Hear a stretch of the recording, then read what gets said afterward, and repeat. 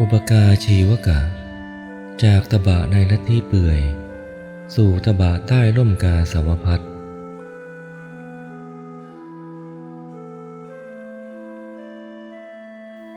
อาชีวกะคนหนึ่งชื่ออุปกะจึงเรียกเขาว่าอุปกาชีวกะเขาเป็นอาชีวกะคนแรกที่ได้พบกับพระพุทธเจ้าหลังตรัสรู้แล้ว2 เดือนวันที่เขาได้พบกับพระพุทธเจ้าคือวันขึ้น15 ค่ำเดือน8ตรัสรู้ขึ้น15 ค่ำเดือน6ขณะนั้นพระพุทธเจ้ากำลังเสด็จจากต้นพระศรีมหาโพธิ์มุ่งหน้าไปป่าอิสิปตนมฤคทายวันเพื่อโปรดปัญจวัคคีย์ทรงพบกับอุปกาชีวกะระหว่างต้นโพธิ์กับแม่น้ำกยา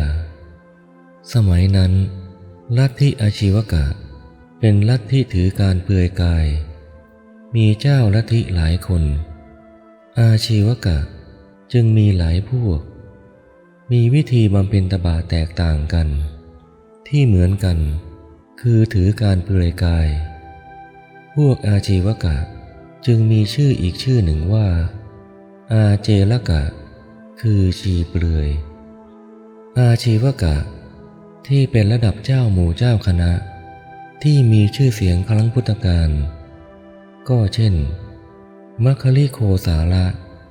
นันทะวัจจโคตและก็สสังกิจโคตเป็นต้นส่วนอุปกาชีวกะบำเพ็ญตบะตามเจ้าลัทธิคนใดไม่ปรากฏอุปกาชีวกะพบพระพุทธเจ้าแล้วสังเกตเห็นว่าพระสมณะคนนี้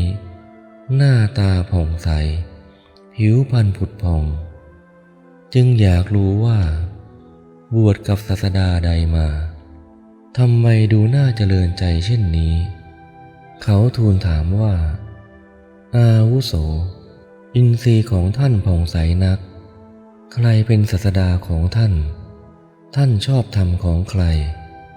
พระพุทธเจ้าตรัสตอบว่าเราเป็นผู้ครอบงำธรรมทั้งปวงรู้ธรรมทั้งปวงตัณหาและทิฏฐิไม่ฉาบทาแล้วในธรรมทั้งปวงละธรรมทั้งปวงได้พ้นแล้วเพราะตัณหาสิ้นไปเราตรัสรู้ยิ่งด้วยตนเองแล้วจึงไม่อ้างใครอาจารย์ของเราก็ไม่มีคนที่เหมือนเราก็ไม่มีคนที่จะเสมอเหมือนกับเราก็ไม่มีในโลกกับทั้งเทวโลกเพราะเราคือพระอรหันต์ในโลกเราเป็นศาสดาผู้ไม่มีใครยิ่งกว่าเราเป็นเอกเป็นสัมมาสัมพุทธะเป็นผู้มีความเย็นใจดับกิเลสได้แล้วเรากำลังจะไปสู่กรุงพาราณสีของชาวกาสีเพื่อประกาศธรรมจักรเราจะลั่นกลองคือแสดงธรรมแห่งอมตะในโลกอันมืดมนเพื่อให้สัตว์ได้ดวงตาเห็นธรรมอุปกาชีวกะฟังแล้วกล่าวว่าอาวุโสถ้าอย่างนั้นท่านก็คงเป็นพระอรหันต์เป็นอนันตชินะคือผู้ชนะหาที่สุดมิได้พระพุทธเจ้าตรัสว่าบุคคลเหล่าใดถึงความสิ้นอาสวะแล้วบุคคลเหล่านั้นย่อมได้ชื่อว่าเป็นผู้ชนะเหมือนกับเราท่านอุปกะตัวเราชนะบาปธรรมแล้วเพราะฉะนั้นเราจึงชื่อว่าพระชินะอุปกาชีวกะทูลว่าท่านพึงเป็นผู้ชนะเถิดสั่นศีรษะแล้วเดินต่อไปอุปกาชีวกะเดินทางไปถึงวังกหาลชนบทเข้าพำนักในอารามของพวกอาชีวกะใกล้กับหมู่บ้านของพวกนายพรานล่าเนื้อหัวหน้าพวกนายพรานล่าเนื้อเป็นผู้นับถือพวกอาชีวกะเขาจึงรับเป็นผู้อุปถากอุปกาชีวกะวันหนึ่งหัวหน้ามีกิจต้องนำหมู่พรานไปล่าเนื้อในป่าไกลบ้านเขาจึงสั่งนางจำปาผู้เป็นลูกสาว ให้คอยปฏิบัติอาชีวกะลูกพ่อเจ้าอย่าลืมดูแลพระอรหันต์ของพ่อนะพ่อและพี่ชายของเจ้าจะนำพาพวกพรานไปป่า7 วันเจ้าจงทำหน้าที่อุปถากแทนพ่อให้ดีนะวันต่อมาอุปการบริโภคอาหารที่เรือนของหัวหน้านายพรานนางจำปาต้อนรับ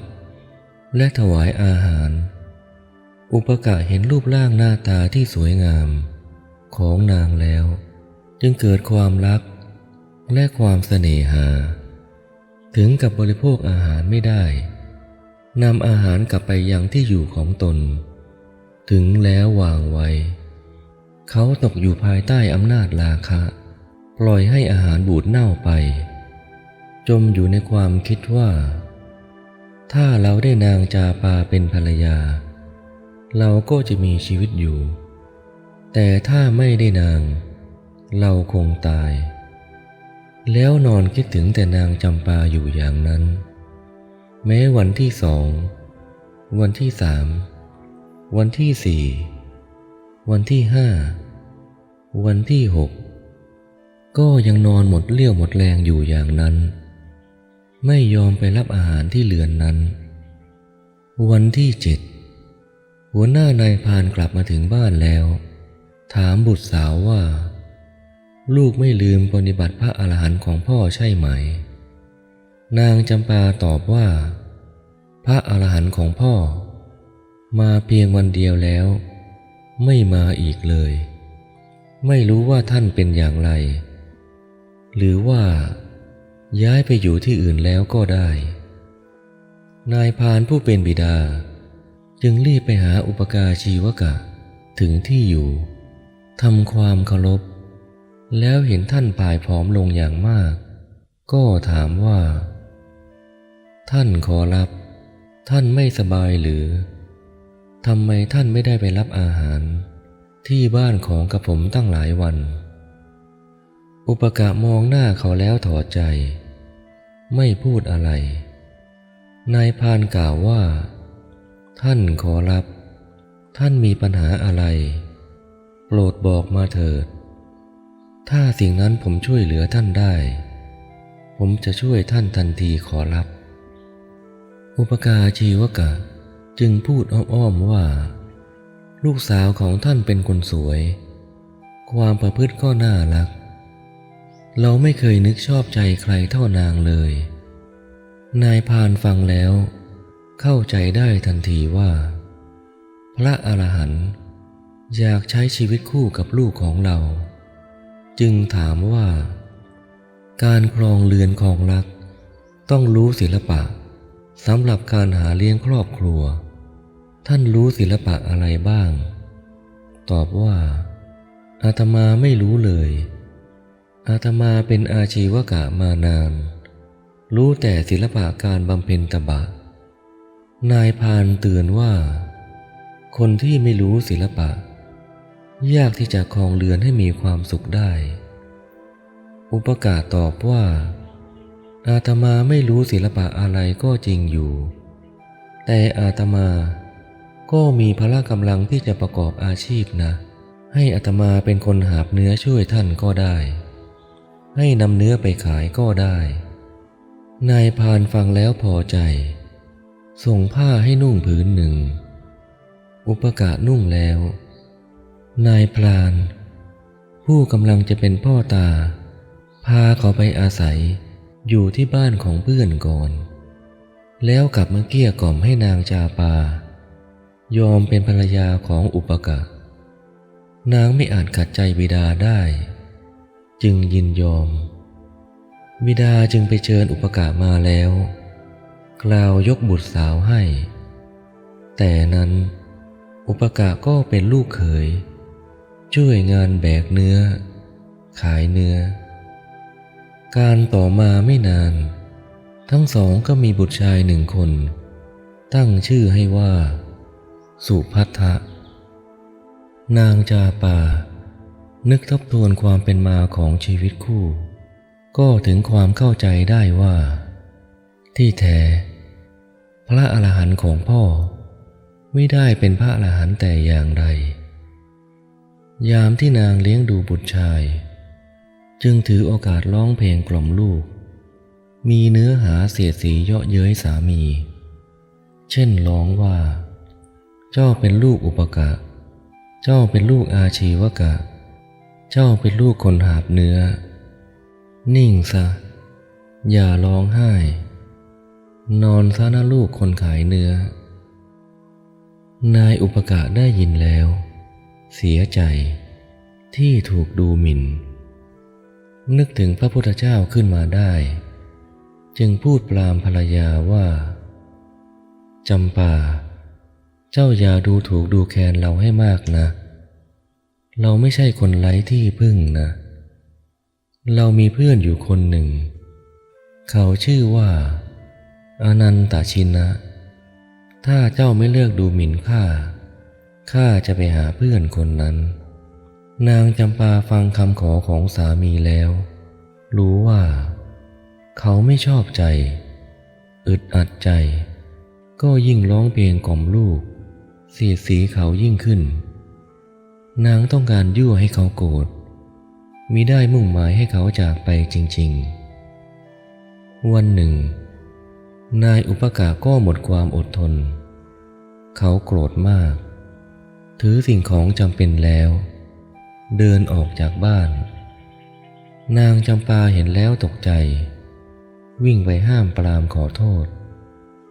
แม้จะพูดเกลี้ยกล่อมให้เห็นแก่ลูกเขาก็ไม่ยอมกลับนางจำปาได้แต่ร้องไห้เสียใจ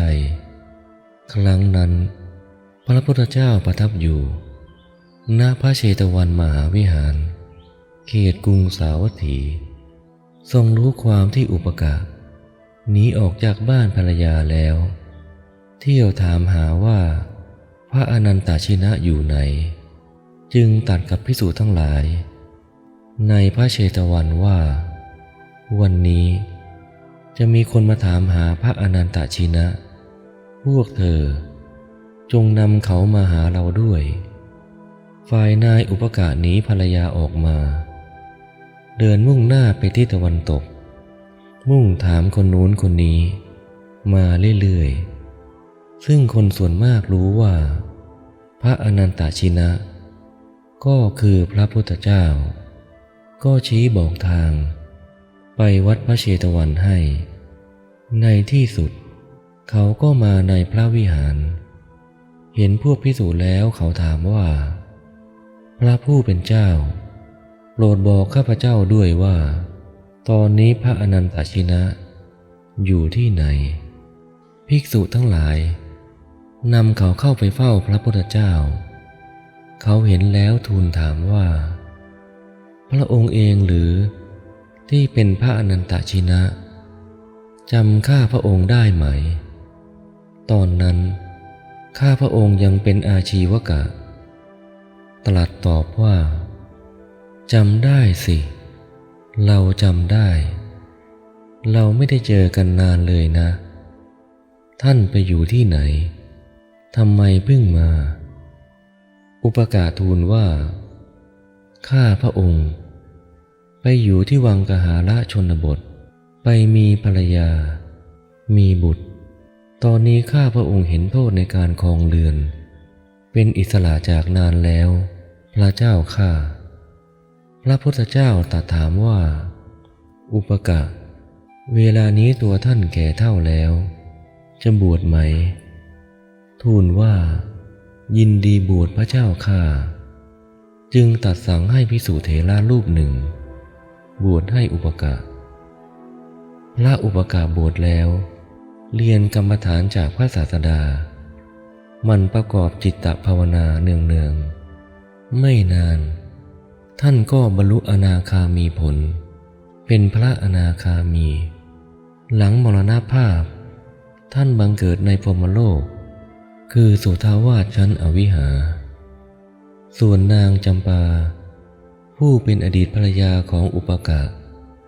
ได้ข่าวอดีตสามีบวชเป็นภิกษุนางก็มีจิตน้อมไปในบรรพชาเนืองๆเมื่อสุภัททะผู้เป็นบุตรชายโตขึ้น นางก็มอบให้บิดาดูแลสั่งสอน